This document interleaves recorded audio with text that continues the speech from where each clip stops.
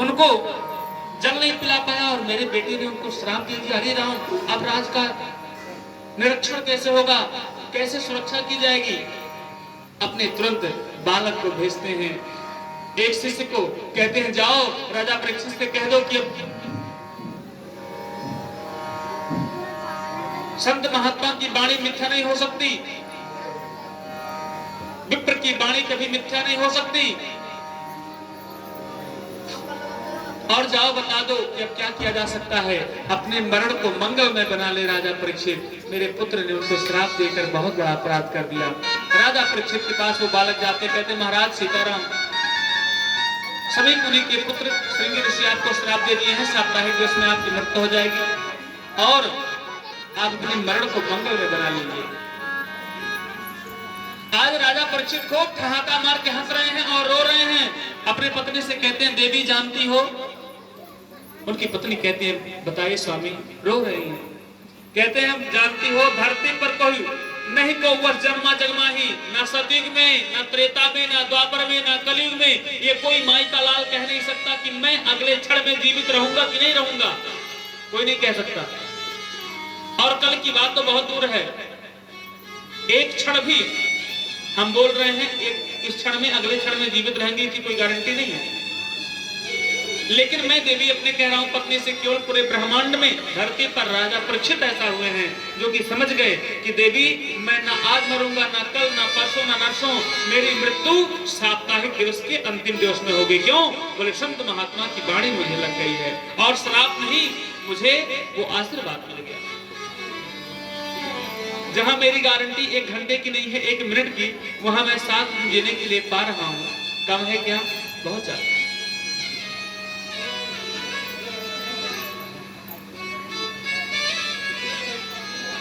और रोते हैं, अपने पाप की बात कहते हैं। समीप मुनि के शिष्य जो घर पे गए हैं राजा परीक्षित को बताने के लिए, कहते हैं आपके संत महात्मा बहुत बड़ी गलती किए हैं, बात समझिएगा, बहुत बड़ी गलती की है प्रभु।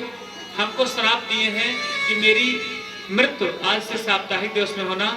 मैं तो इतना बड़ा अपराध कर दिया हूं कि अभी मैं सोच रहा हूं कि अगर वो श्राप ना दिए होते तो मैं आत्महत्या कर लेता।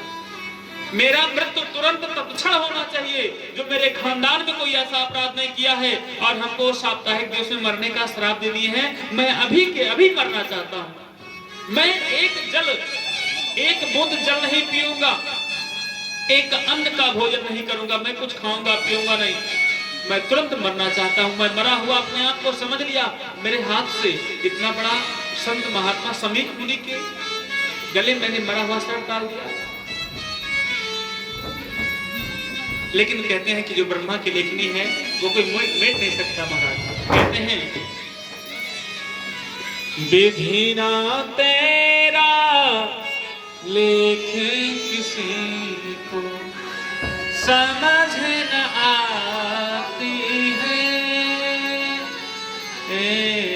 विधि ना तेरा लेख किसी को समझ न आती है।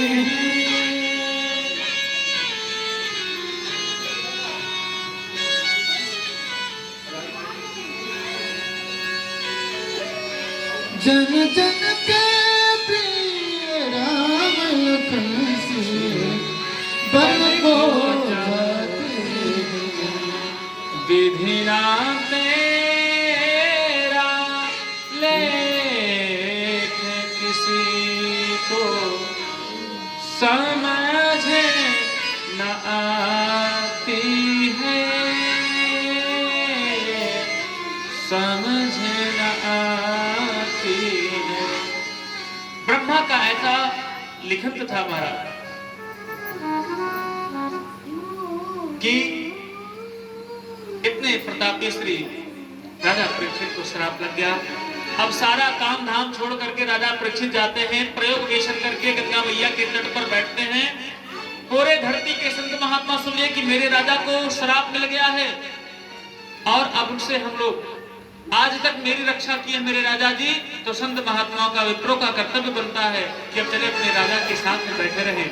मरने वाले व्यक्ति के पास में सब परिवार क्यों बैठते हैं? इसलिए बैठते हैं कि इसने हम लोग का पालन पोषण जीवन भर किया है और आज ये मर रहा है, तो हम लोग का कर्तव्य बनता है कि इसके मरण के समय इसके साथ रहे, क्योंकि मरने वाला व्यक्ति चाहता है हम सबको देखते रहे। तो उसको डर लगता है।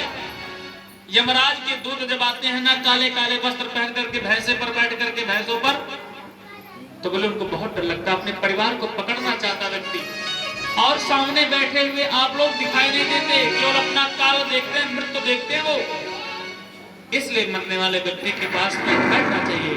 सभी संत महात्मा आते हैं। उसी सभा के बीच में गंगा मैया के तट पर श्री सुखदेव जी महाराज आते हैं और उनको आज से ये कथा सुनाते हैं, भागवत महापुराण की मंगलमयी कथा, जो कथा हम आप लोग को सुना रहे हैं। श्री सुखदेव जी महाराज 25,000 लगभग संत महात्मा की सभा में राजा परीक्षित को अनवरत दिन रात मिला करके कथा सुनाए हैं। बोले कि नारायण भगवान की जय, श्री सीताराम जी महाराज की जय।